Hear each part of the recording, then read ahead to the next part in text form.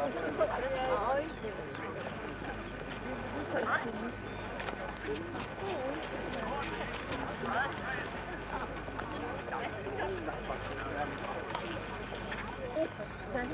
roar along, but it's not stuff I like. Oh, well, we're on the fast road. Would have given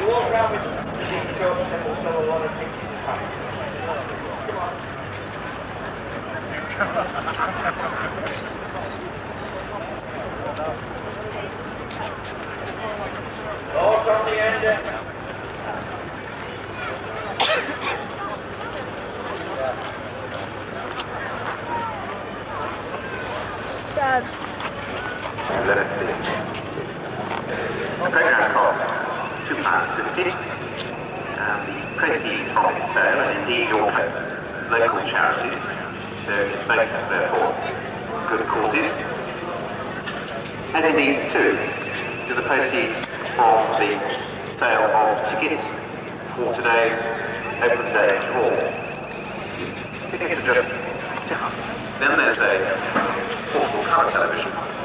4 people, one at a time, are entitled to apply to one of the key training items here on the station.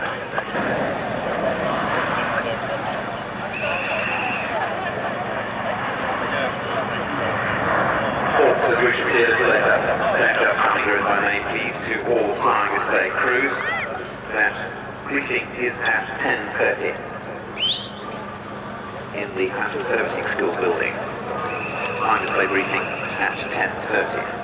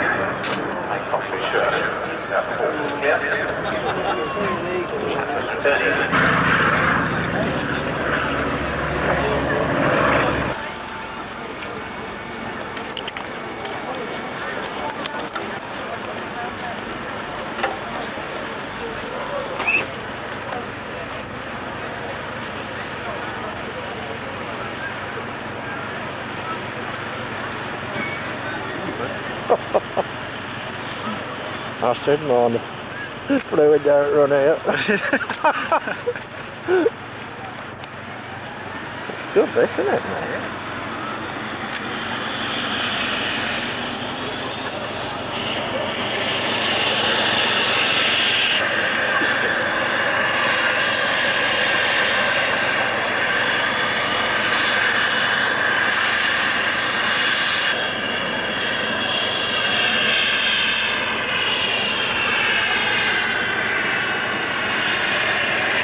I see. Gone round there, down there somewhere like that.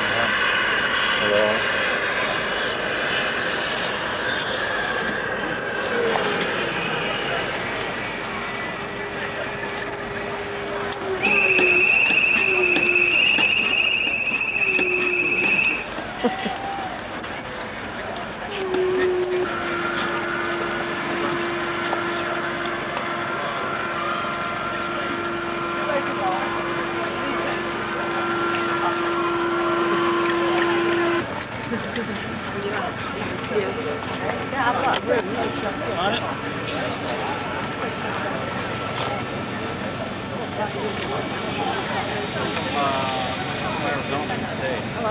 On exchange. Oh, yeah.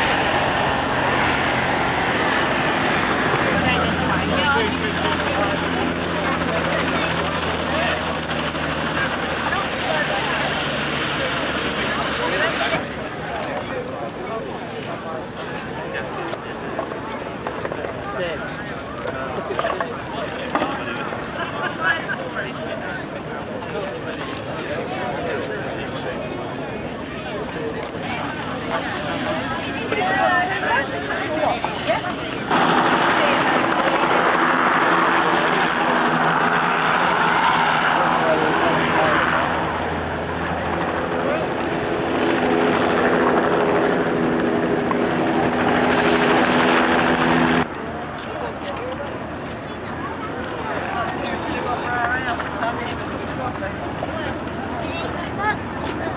like my one.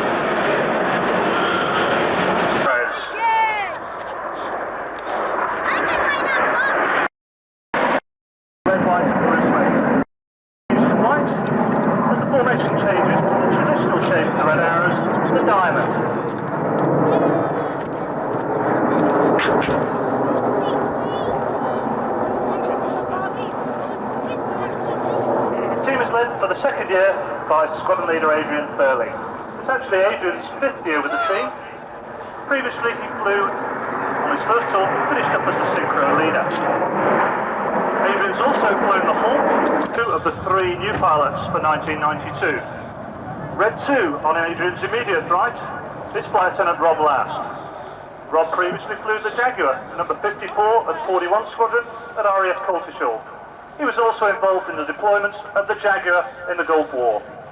But now then, the first opportunity to take a close look at the aircraft in the Diamond Bend.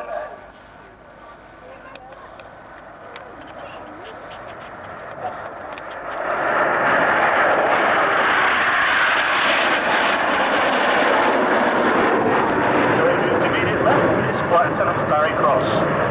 Barry was a former Phantom pilot with number 74 Squadron at RAF Wattisham, East Anglia, and he was also a flying instructor on the Hawk at RAF Valley. But now then, as the team bend away to our left in Diamond, watch for the first change. As the smoke comes on, the wings of the Diamond drop back to form our impression of the supersonic airliner, the Concorde.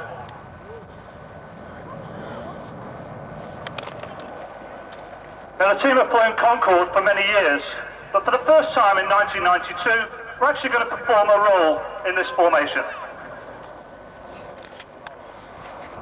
So watch now then as the team pull up, the smoke comes on for the Concorde roll.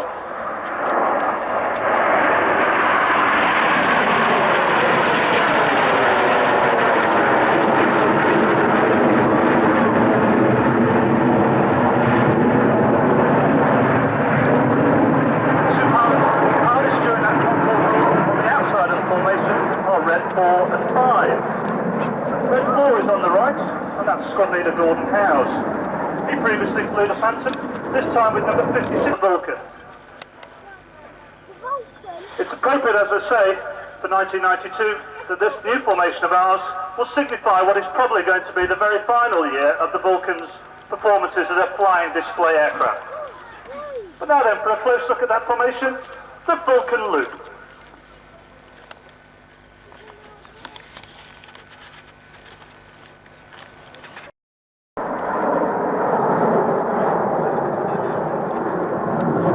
Over the top of the loop, you'll notice that the smoke has changed colour to white, signifying another small change as reds 4 and 5 have dropped a little bit further back. This time, our impression of the American fighter bomber, the F-15 Eagle.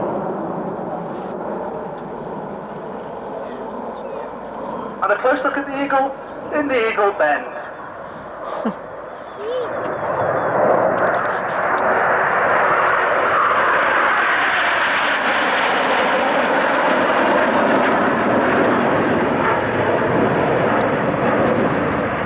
Pilots immediately behind Adrian early in the stem of that Eagle are Reds 6 and 7, and they will form the synchro pair who will depart from the main formation during the second half of our show.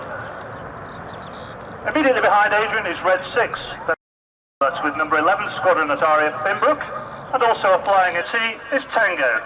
So watch now then as the team pull up for the Tango roll.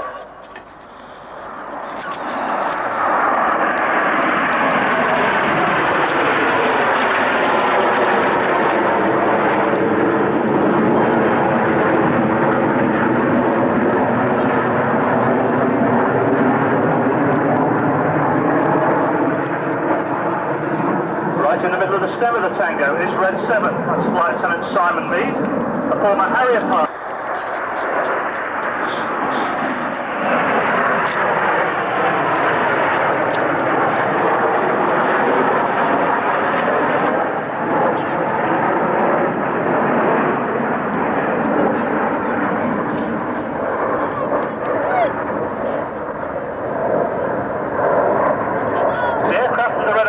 Is the Hawk Team Mark 1A, and I'm sure you'll see it later on this afternoon in an individual display. There are very minor modifications between this aircraft that we're flying and the same one that's trained all the passengers.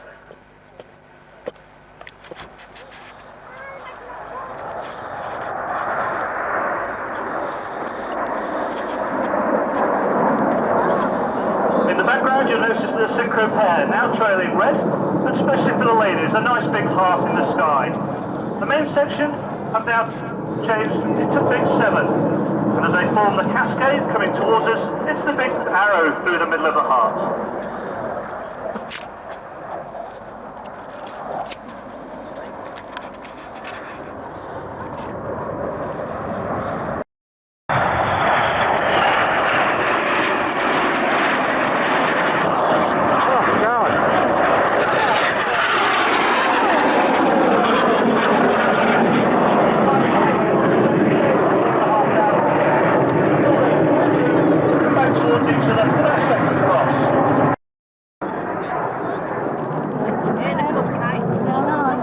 The closest speed now to synchro pair is about 14 miles per minute.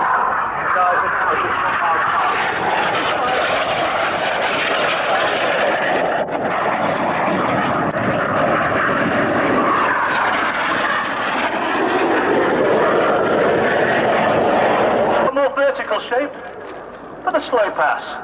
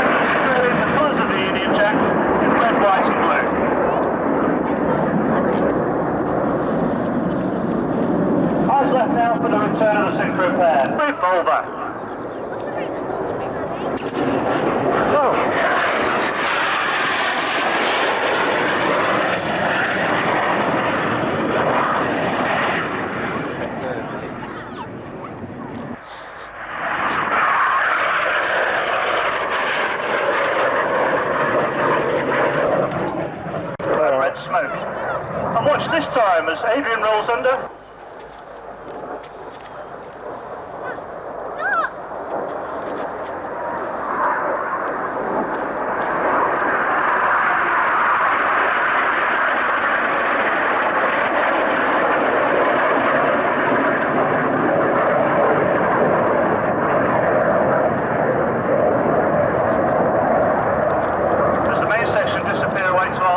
Stand by for the return of the synchro.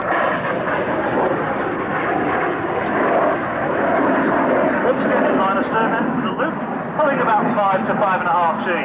But watch this time then as Andy points the aircraft vertically down and the aircraft roll away from each other with a synchro split.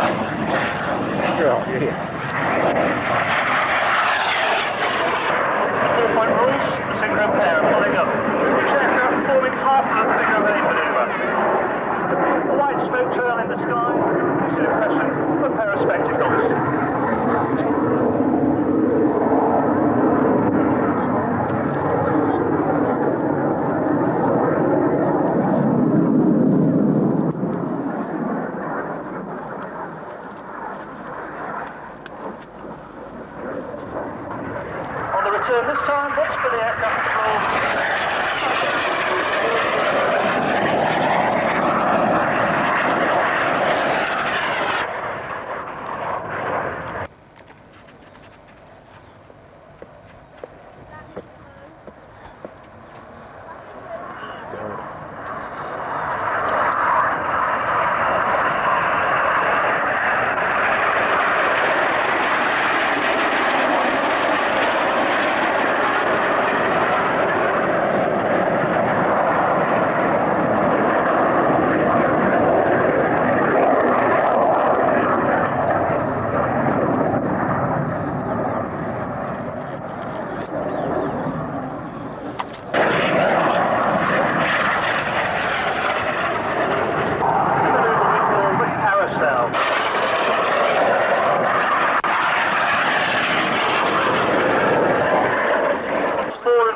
The two aircraft right behind the leader will move out to their sides very slightly.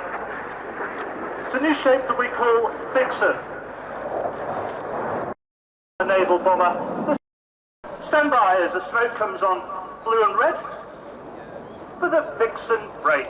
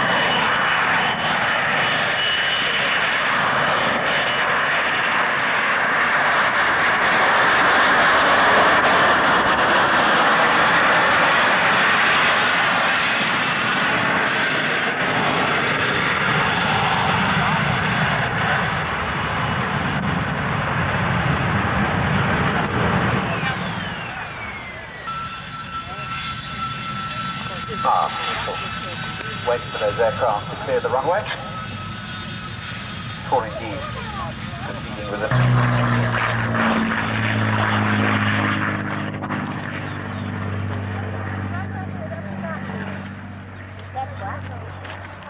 Sorry? It was then the Federal Reconnaissance version of the Mosquito that was first into operational service, then the bomber variant. But in January of 1942, the Mosquito became operational as a night fighter initially. First deliveries going to 157 Squadron at Castle Camp, and it gradually became the standard home-based night fighter.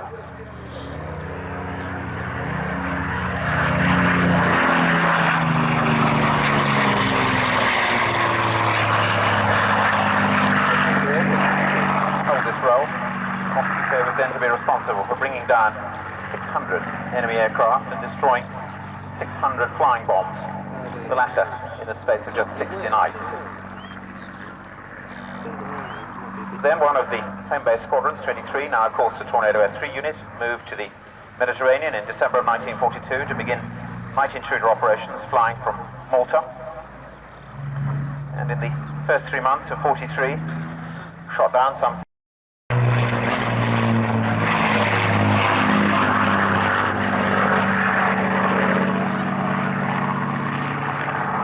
It was the success of that type of operation that led to the introduction of the aircraft in the fighter bomber role, the Mark 6 being the most widely used of all Mosquito fighters.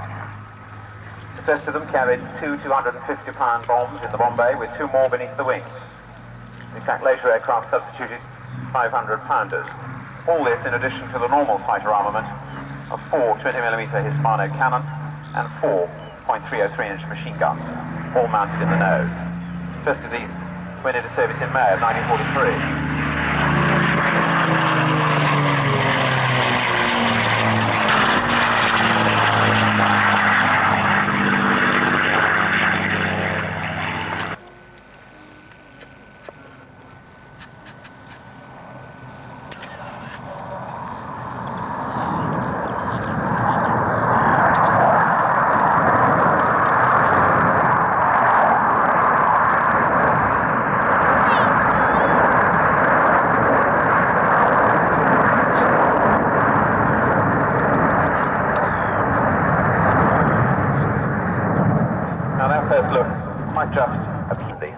By getting in too close from the start. And while this isn't anything like a true aerobatic sequence, as we've just seen flown by 9 Hawks, remember the concept is essentially the same as practiced by the Red Arrows. John Allison is now flying that formation as if it were one huge aeroplane. He really is the only man looking forward in the formation.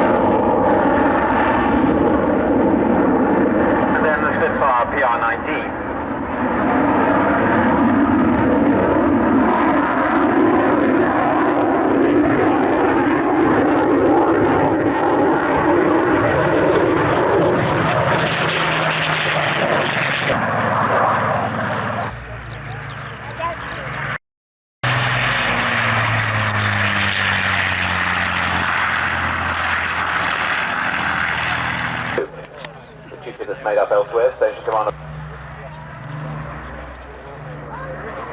Oh, lovely. This time up. Oh, it's hard.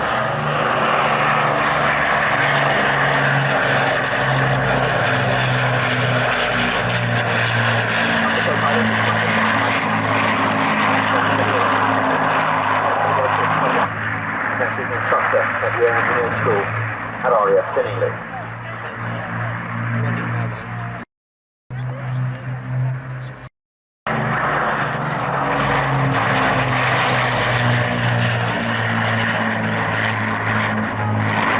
The 1992 marks the 50th anniversary of the mouldy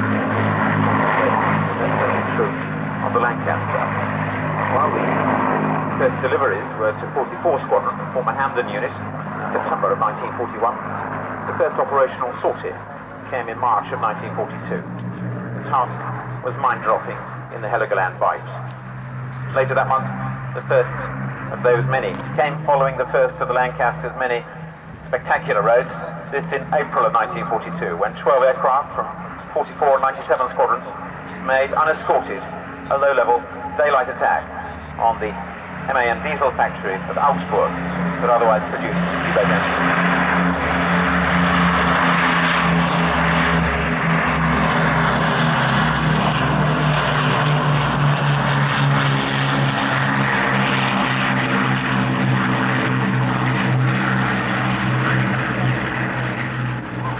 So Bomber Command was to operate the type,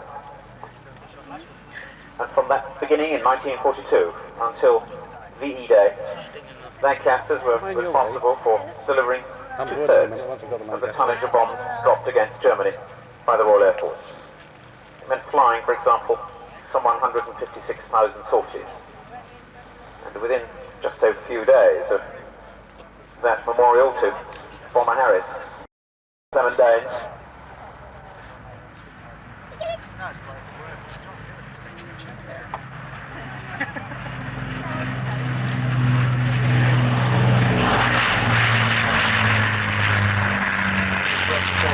another side, perhaps, to the argument that we've heard much of late. 1986, back again, bringing together Royal Air Force's column fighter and its most famous spy. In fact, it's Paul Day who calls the manoeuvres on the radio throughout this sequence, the first of which is coming up now as they run in for the initial break.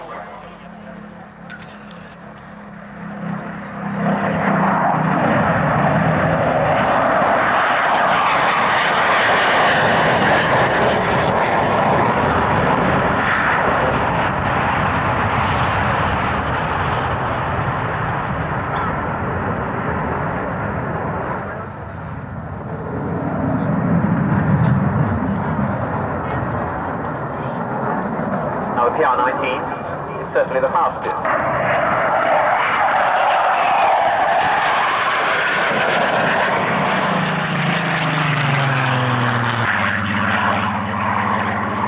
However, as you can see, not much of this sequence is straight level, and of course, with the accent on preservation before demonstration, then certainly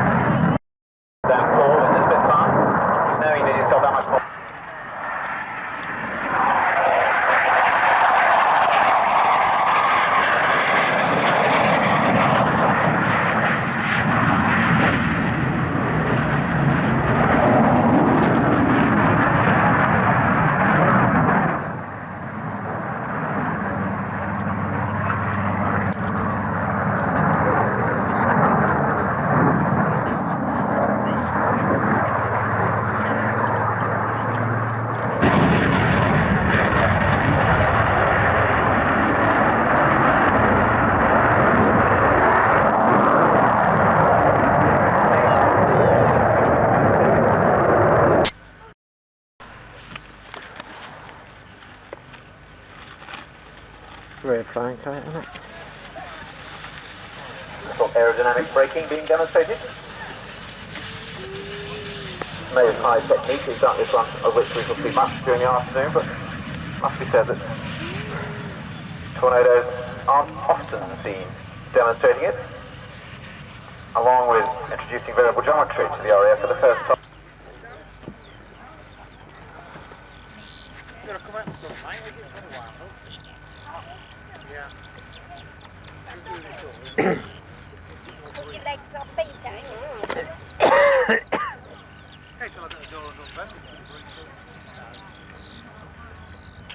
Now you're being given a longer look, at least those of you in the middle of the enclosure area at the Lancaster, as to save on everything, engines and tyres, Andy Tomlin turns the aircraft round and backtracks down to the apron.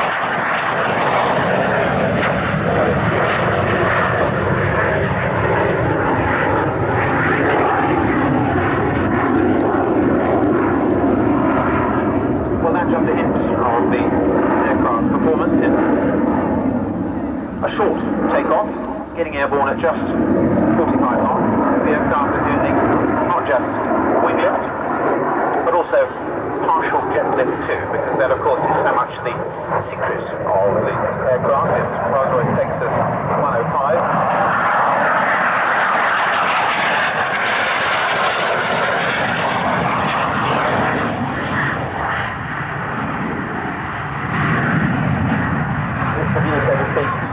Over the battlefield, and the Harrier would typically go about its work in the close support and tactical reconnaissance roles.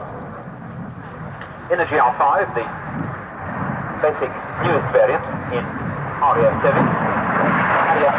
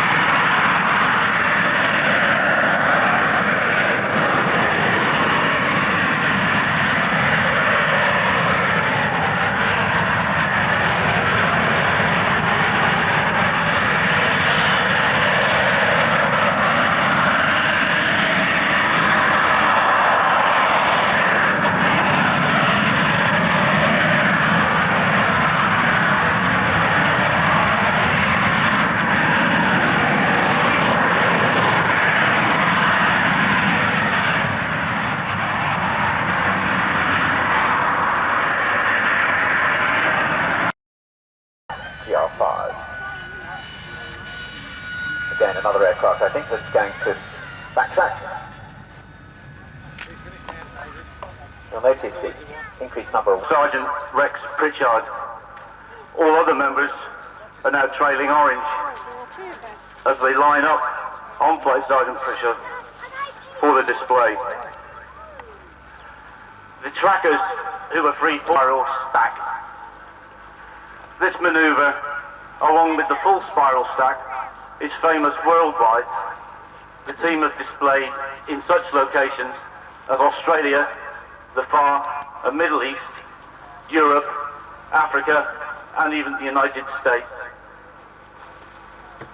The team trained in the United States. This gives the effect of a contra-rotating corkscrew.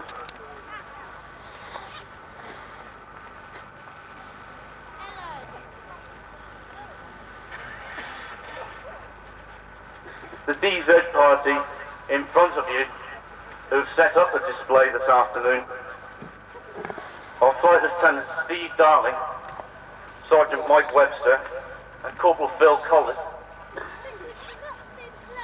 On the DZ is the team manager, who is also responsible for the safety of the entire job.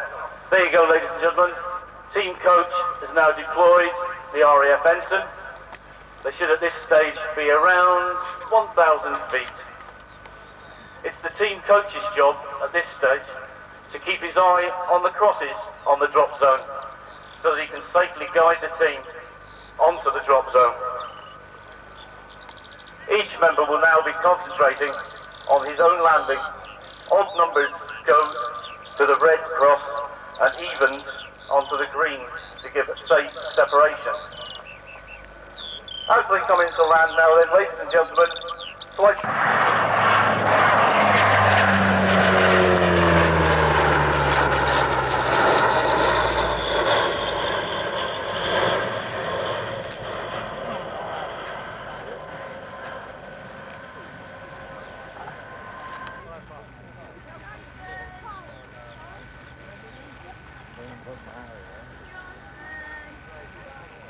And over now on finals.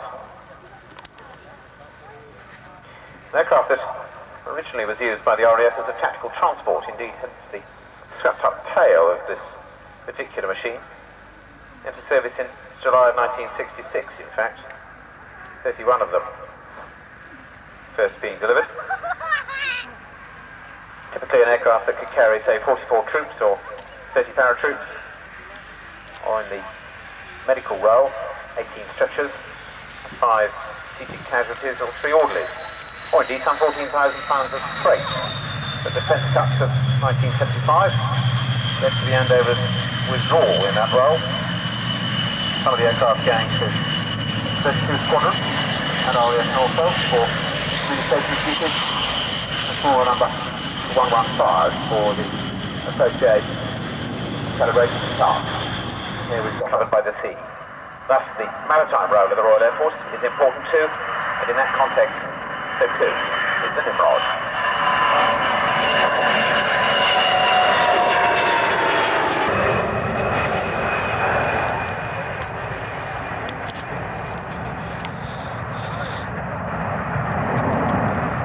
Whatever else changes in this day and age, the fact that Britain is an island certainly doesn't.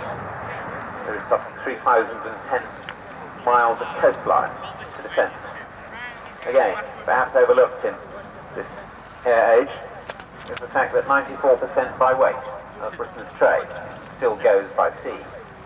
Western Europe, for example, needs 1,000 shiploads of raw materials each month just to stay in business. So, as the Royal Navy, so too, 18 Group of Royal Air Force Strike Command, the Maritime Group, it is for the keeping of the safety of those ships.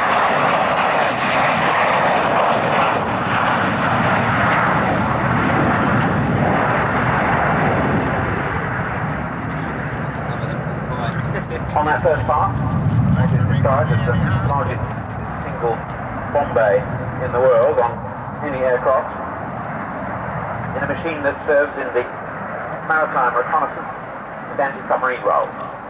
An aircraft particularly seen well in this left-hand view, derived from the de Havilland Comet 4C, the ultimate passenger variant, and what was the first jet airliner in the world. One, in fact, 40 years ago, last month.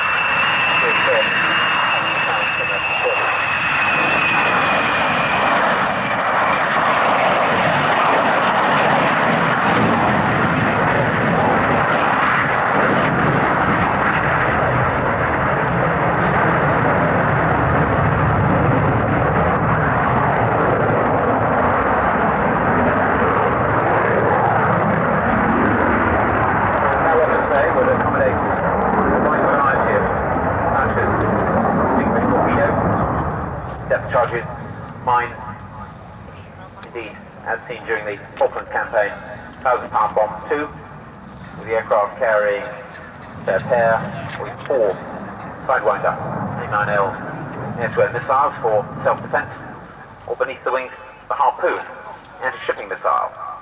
However, while the Avon of the Comet is replaced here by the Span turbofan, each of just over 12,000 pounds of thrust from each of those 4 engines, maximum speed thereby some 500 miles an hour.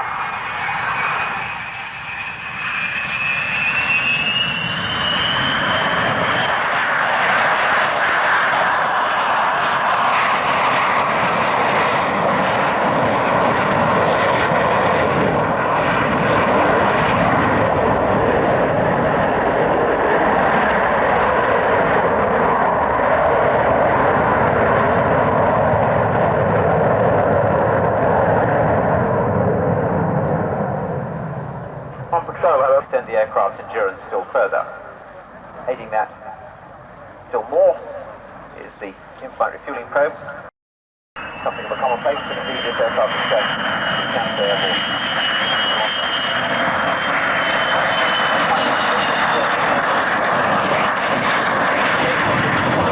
airborne. Straight down.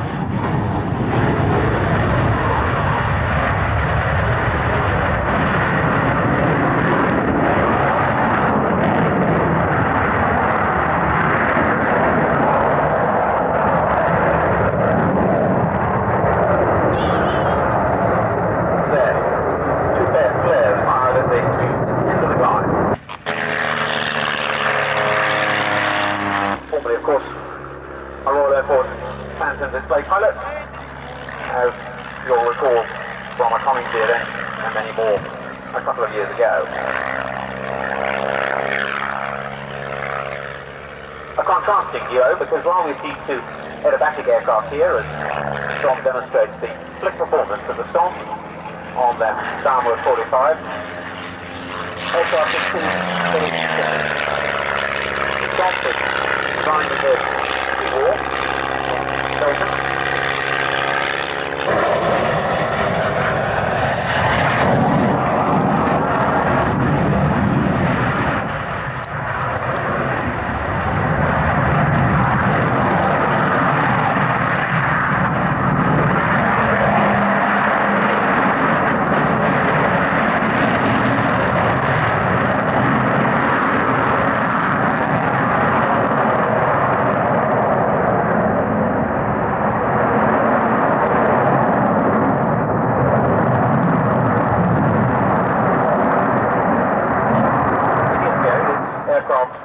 Commemorated the 30th anniversary of its first flight.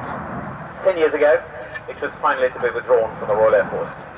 But 10 years ago, it was to carry out its first and last operational sorties.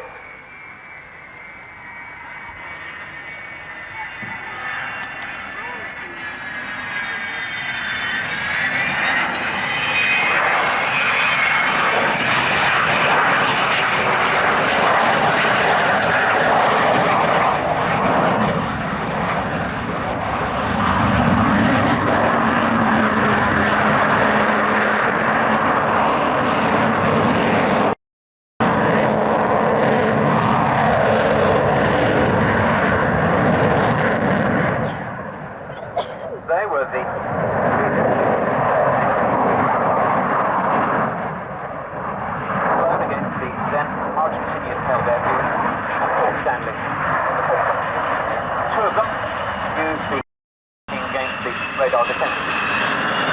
Third,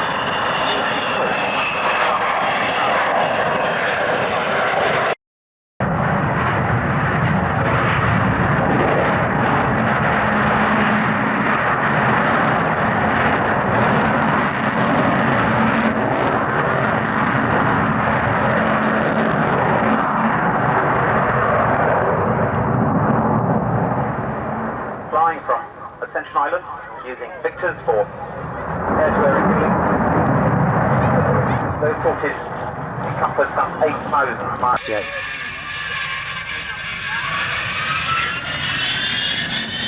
Yeah, right, so well. Year 1. 7,000 pounds of thrust. Come now into effect. As having seen a touch. 4 milliseconds.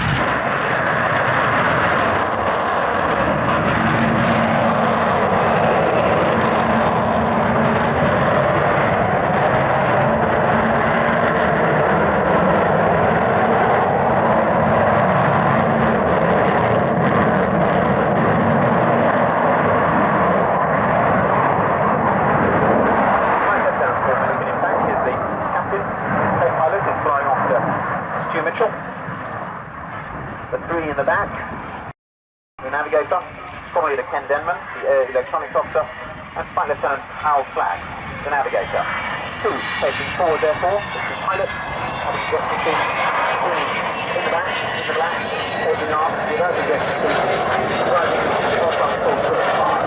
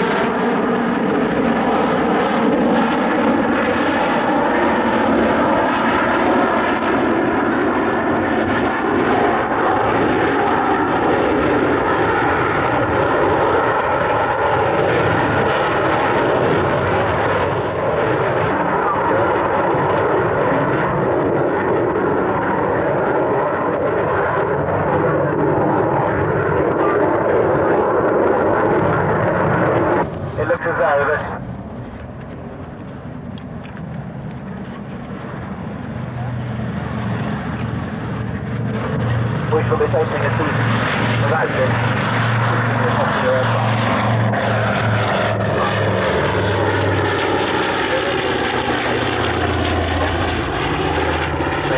Playground that the aircraft will then require.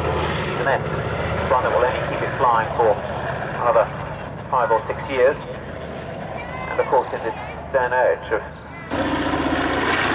why was this an aircraft that you call service with Royal Air Force Coastal Command, the precursors of today's 18 group of the Nimrod, an aircraft that has American origin, produced by Consolidated, San Diego, California, produced initially for the United States Navy. Pretty much those of the Nimrod. Its success led to it being ordered for the Royal Air Force. There is a shop at the bottom as well. The first deliveries, squadron deliveries to the RAF being made in 1941.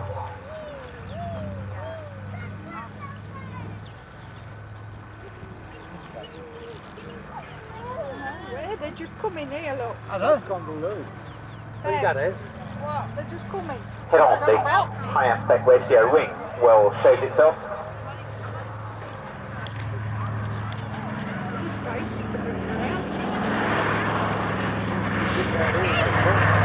Something of which Consolidated with the simulator.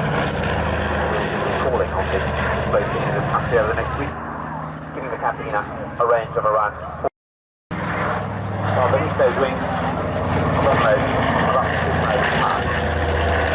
And again, another clue to the performance was the attention to streamline on that wing, and as Paul Wilson pulled the aircraft away from the tips into which they otherwise need to be fair.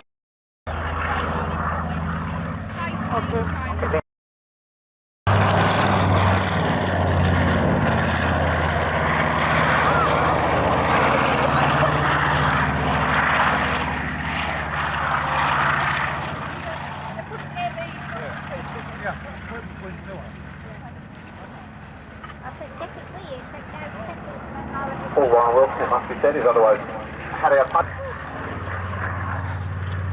Well, perhaps overshadowed in RAF service by its larger colleague, the Sunderland. Nonetheless, the Catalina performed some sterling service in RAF service.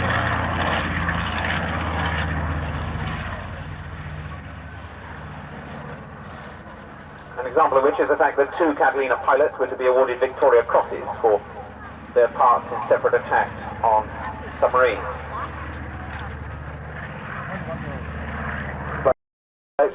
And succeeded in sinking it.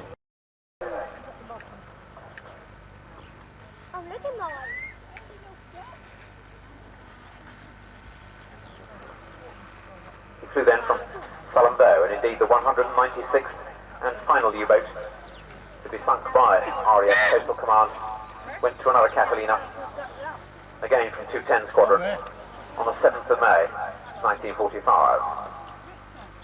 Paul Warren Wilson then, and crew, in this example of the consolidated TBY-5A Catalina, showing that nose high landings are not the province of those in jet aeroplanes.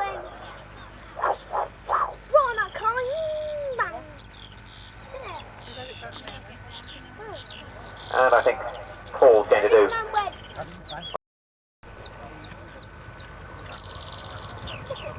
Initially, of course, the Catalina was produced as a flying boat.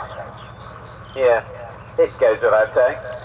74 Squadron then continued to fly F4Js until the spring of last year, when they transferred to this GR2.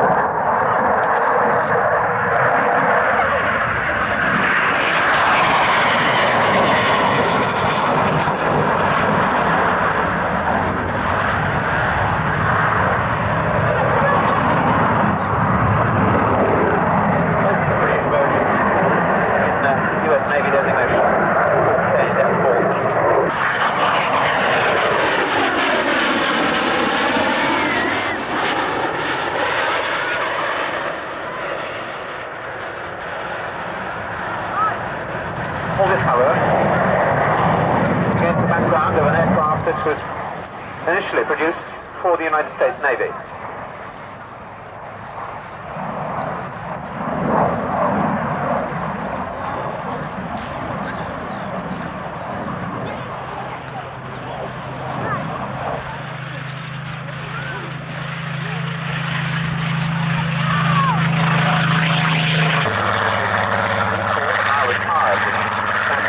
Airport still continues to use the aircraft. The American service is taking just under 4,000 of the 5,177 examples which were built, making it the most successful post-war Western combat aircraft.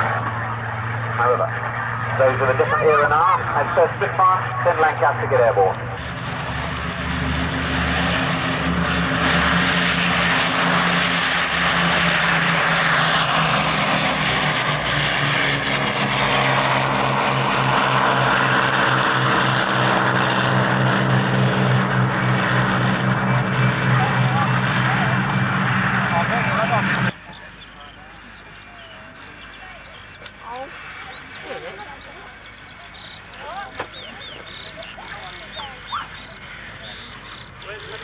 Well, decidedly not a carrier landing being demonstrated.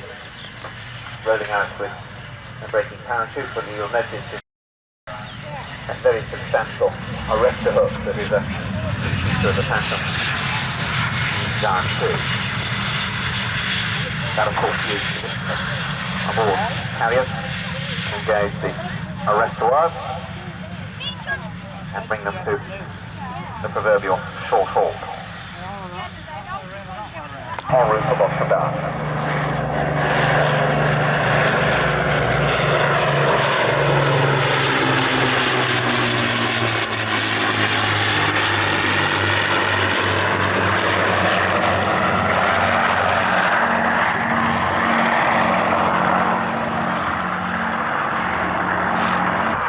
Outside, 90 degrees there. Hitherto, of course, we've been used to seeing tactical weapons wheels down on the way out.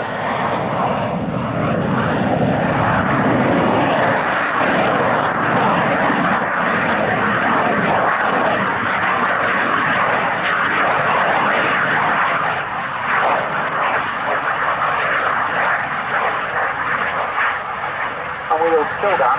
Here you can use another unusual manoeuvre by line. Radius there, all 300 degrees.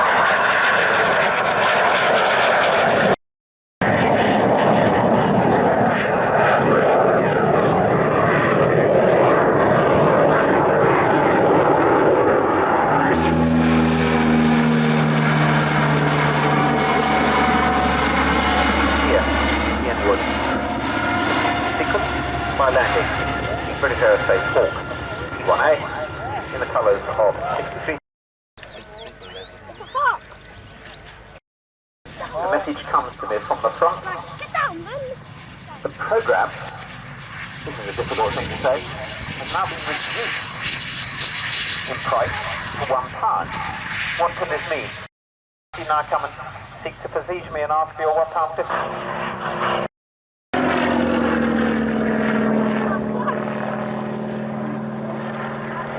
And owner-driver for this aircraft this afternoon, Mike Cripple,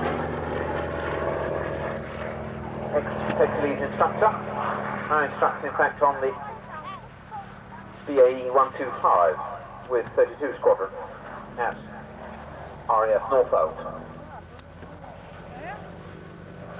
This is a machine though that first entered Royal Air Force service in 1953. Just like the Hawk, the first deliveries were to the Central Flying School. And the first flying training school to be equipped with cover was number 6 FTS at Turnhill in October of 1953. Hitherto, the basic and then advanced training sequence within the Royal Air Force have been on the Prentice and then the Harvard. Both, of course, piston engines. But with the introduction of the Provost,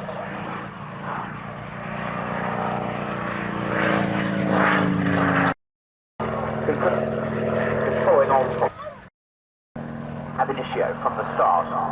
Ultimately, in fact, that proved to be a rather expensive chipmunk for the grading task was introduced. So by that stage, the Provost had steered from the second role within the RAF. Side record. This is a version that specifically equips the Royal Air Force for the search and rescue task. This to demonstrate something of the techniques available for this aircraft and its crew in the SAR role. 2 squadrons serve in that task with the Royal Air Force, 32 squadrons flying the weapons. 2 squadrons, as here with the Sea-King. This example coming from B-Flight at Leconfield near Beverley in Yorkshire, where down goes the winchman. Notice, however, he's being kept at virtually a constant height here, and the helicopter's flying up the wire. Clever piece of piloting by Flight Lieutenant Lee Calderwood. However, eventually, down to the deck, touches down. Survivor tries to look suitably helpless, inches painfully towards the stretcher. More seriously, this is the technique that would be used if the survivor were thought to be injured, might have fallen from a cliff, for example, and back injuries might be suspected. So movement must be minimalised, therefore, so the crewman would put the survivor in the structure before crawling back in the aircraft to effect the recovery. The aircraft normally has a crew of 4 within, room for up to 3 stretchers and 12 survivors of surgical instruments should emergency basic operations be required. There are 7 lights specially installed on the aircraft, 4 of them in the nose, 2 of them controllable. There's 2 out on the sponsons and 1 on the hoist.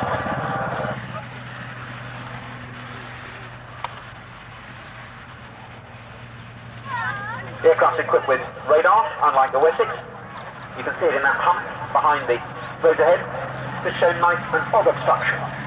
It has an automatic transition system that brings the aircraft to the hover, in the worst case, over the sea and at night, when there are no otherwise visual references. The aircraft in the last few feet is controlled then by the winch operator from the doorway. As you'll see now in this recovery, the winch and its wire is behind the pitot, so to ensure the really fine precision of... In fact, now winch offers variable speed, up to 200 feet a minute, so as to match the motion of, say, a ship pitching on the sea beneath. In fact, the cable is some 245 feet long, 4 times preceded even the Wessex, much easing the problems of, say, cliff rescue, when the aircraft plainly can't get that close into the face, has to fly above the cliff top, put the winchman down the face of the cliff itself as close as possible to the survivor. And here indeed goes that rescue, blown down the winch wire, little bit of display. Survivor is on the wire, there neatly to the door, feet in first, winchman then guides in the stretcher, recovery complete. Another feature suiting this aircraft for its role, it has extra fuel tanks compared to other Sea Kings, giving it up to 6.5 hours of flight time. 2 Rolls-Royce Gnome 1400 turbocharts, each producing some 1500 shaft horsepower.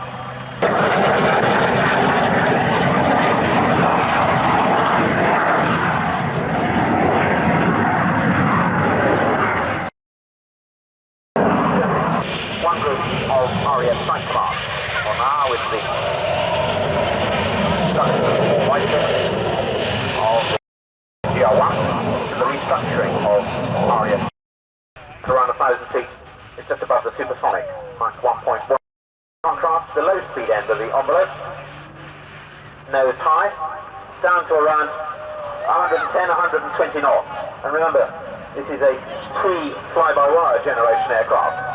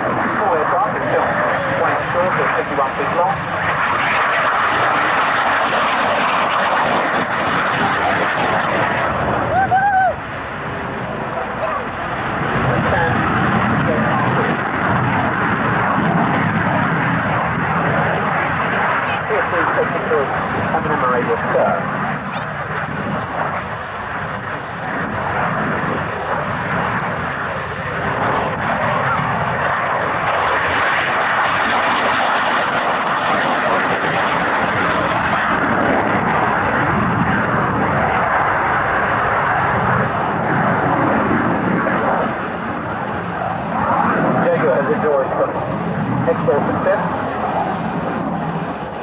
being sold to Ecuador and Oman, and indeed to India operation and Breguet Aviation, now of course British Aerospace and Dassault Breguet. Design leadership went to the French company, and here with more of that aerodynamic braking, you can see something of the undercarriage specially designed to absorb high sink rates and indeed allow operation from relatively turn speed policy. GR1A. The next item begins. For this you have, I'm afraid, to look up after their initial loop. There they complete their cloverleaf. Speed building up on the way down to around 190 miles an hour. You'll see the extra 300 is in fact the larger of the two aircraft types. And here, inverted down the 45-degree line, you see the two wingmen half roll, right side up, resume the Vic, and complete with Michael in inverted. But that doesn't stay so for long. He's now right side up, they're upside down. Then in turn changes there for Nigel. They complete an outside loop. A new manoeuvre for the inside outside loop. Because the signal is having that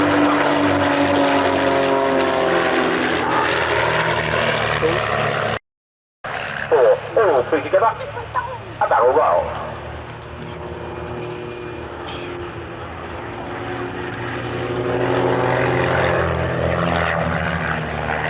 Now notice the two biplanes in the formation carry the basic Toyota colour scheme.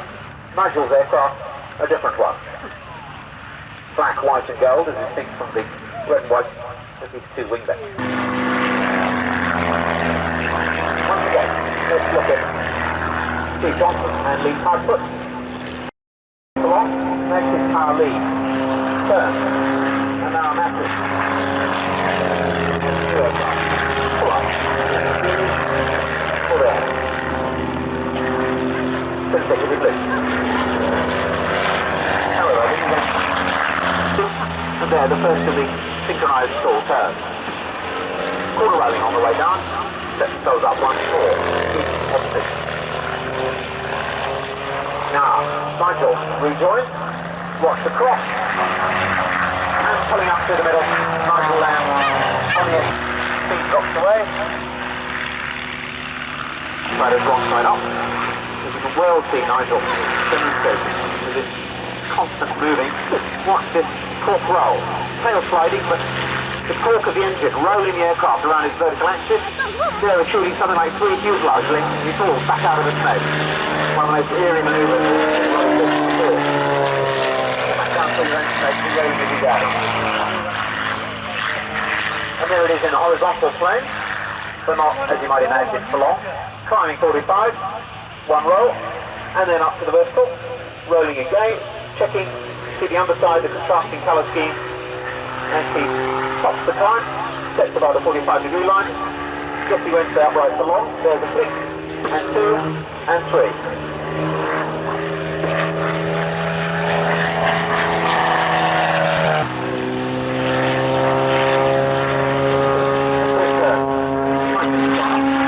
Sideways line, down the 45-degree line, picking up speed, just over the 220 mile an hour mark, using that energy to crest the vertical, checks in plan view, speed drops away once more, watch the tail slide. Well, a good 2.5 fuselage lengths at least before he falls out, power comes back on, and within the smoke. Now, sets off at right angles to the main display axis, because he parts the scene momentarily to leave the way clear for Steve Johnson and Lee Proudfoot. Up to vertical, check it depart in a tail chase, while Nigel there rolls around the vertical, out to your left hand. Now, watch as the two pitch specials begin to close. There, almost effortlessly, back into their basic formation.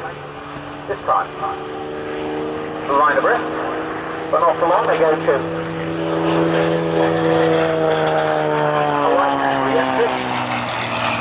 in opposition to Nigel, who there crosses, and in line abreast, he rolls on the vertical.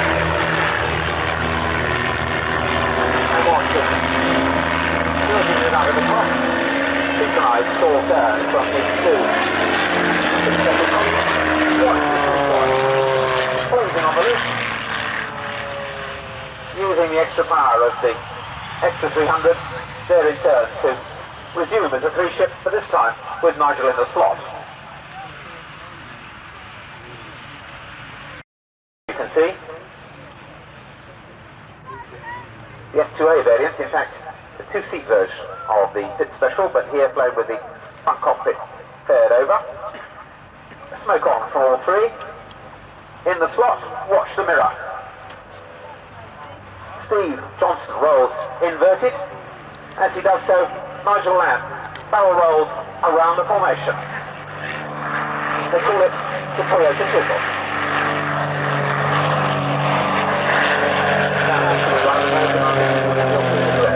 On the aerobatic seat. Steve Johnson then. Nigel back to the upright. Half rolls himself back into the right side up position. And they resume their basic three-ship formation. But this time you'll notice it's Nigel Lamb up front in the lead. As such then, the basic formation resumed, back into the Vic.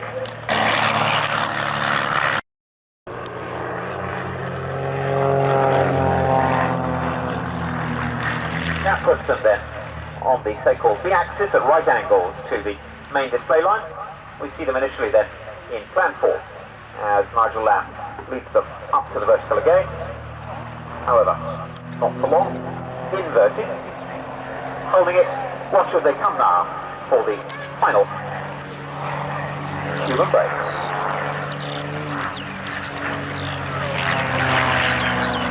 An even quicker and more demanding one than we've seen before.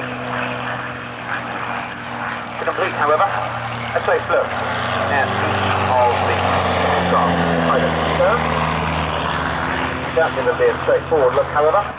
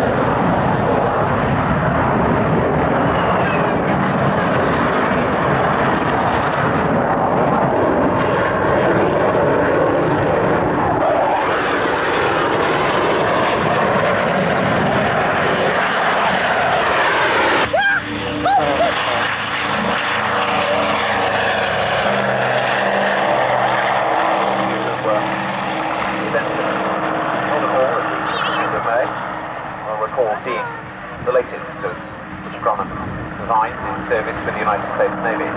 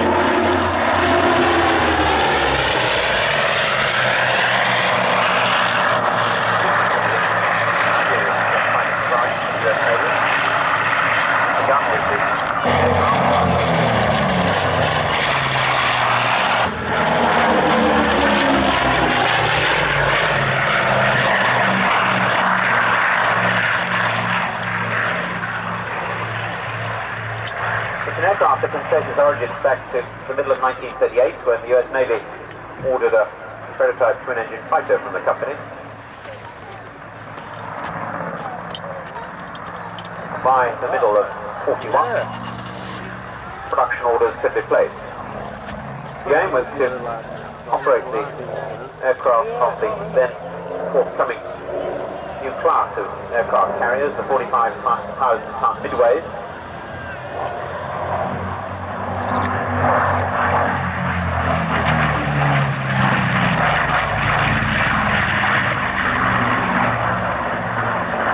Along with being the first carrier-based fighter to have a tricycle undercarriage, which was the first of the US Navy's twin-engine aircraft to be built in production quantities.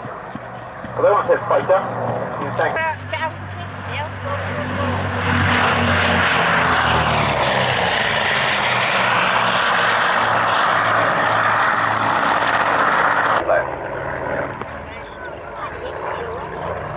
Came from two Pratt & Whitney R2800s, initially 2,100 horsepower apiece.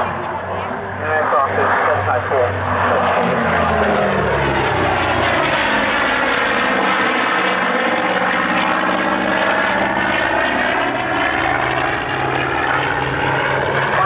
Were initially ordered.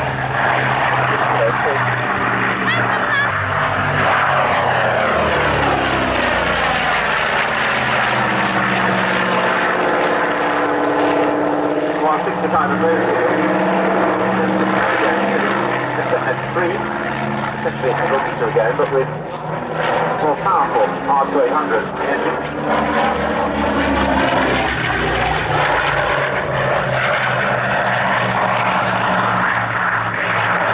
I've run out of salt.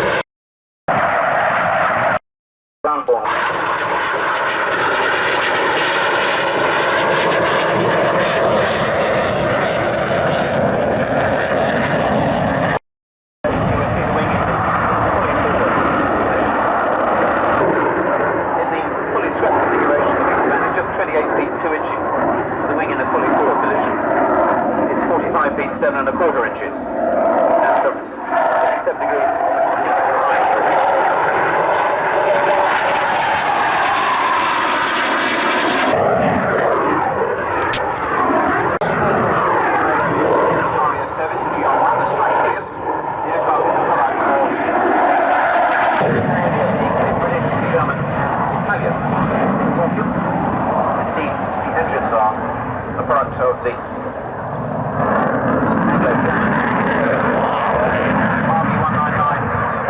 4 turbofan, producing just over 16,500 pounds of thrust apiece, the two of them in reheat.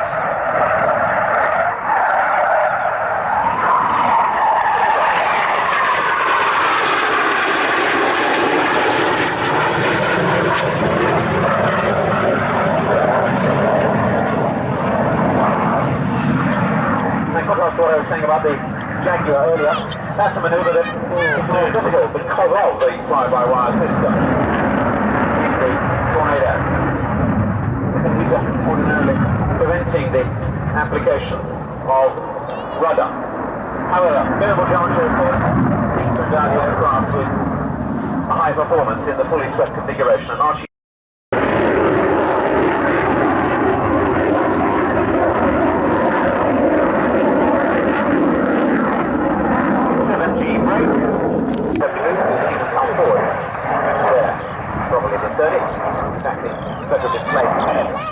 putting lines down the fan shows you them more readily.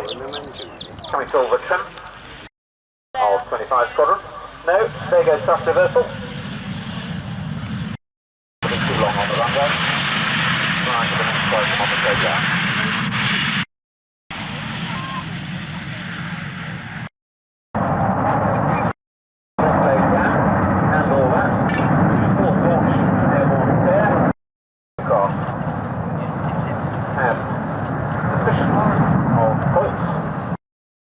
First, in addition to your safety, ladies and gentlemen.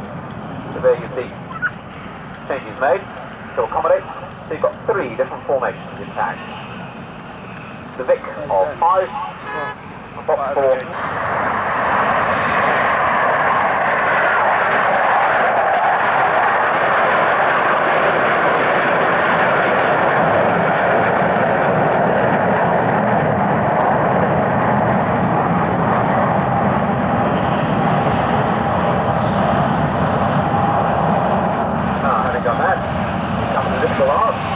Leveling the formation height and going to opposite back.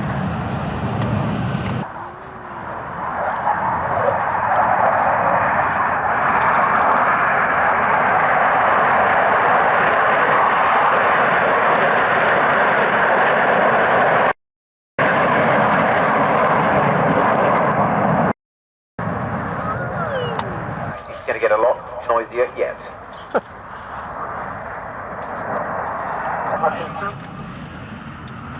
Number 3, Flight Lieutenant Mark Riddy and Flight Lieutenant Russ Clewer.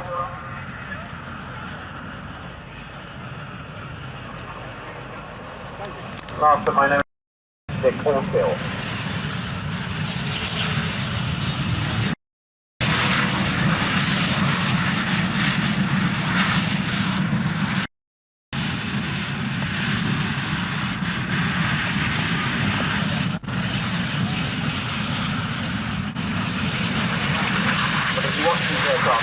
Right out.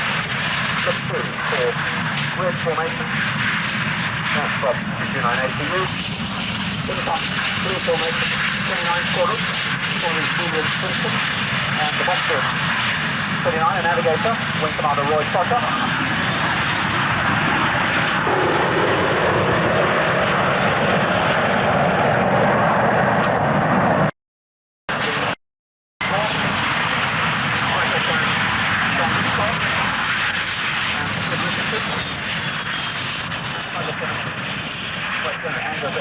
Flying off the top ground.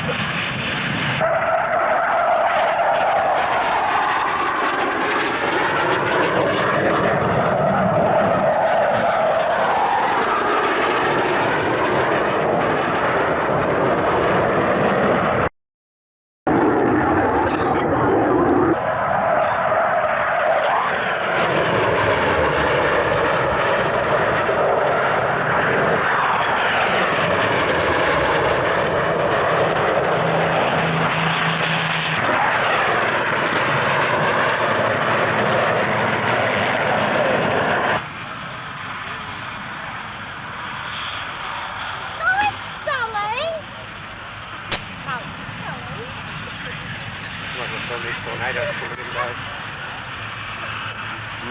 Yeah, that's really rubbish, Florida 7 U-boot. Try and get the reverse thrusters on the table. Flag up on the sniper guard. Very strong.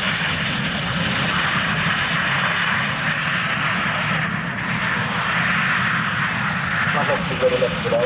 Flag up on the sniper lifted.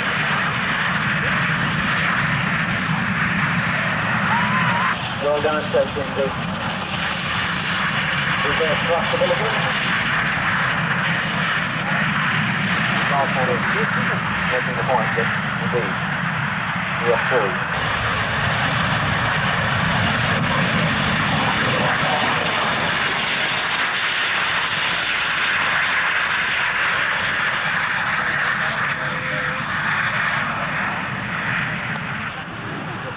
That big off speed on here, though.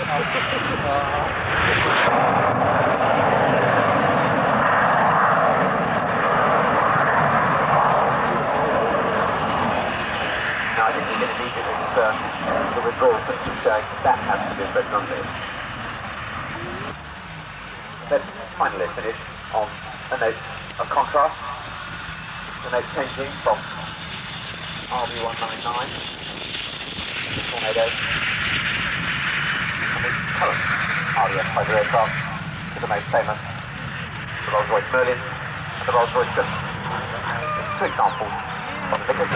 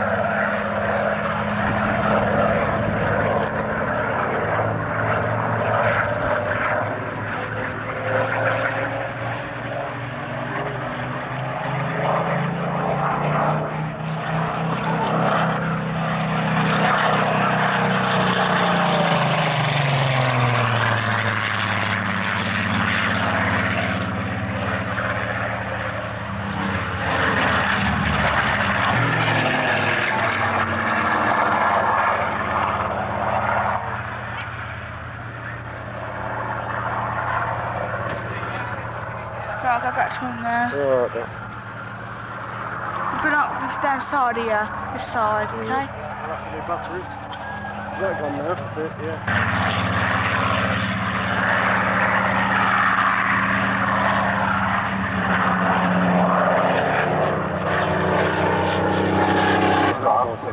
Land on and there to RAF Part 2A. A reminder too that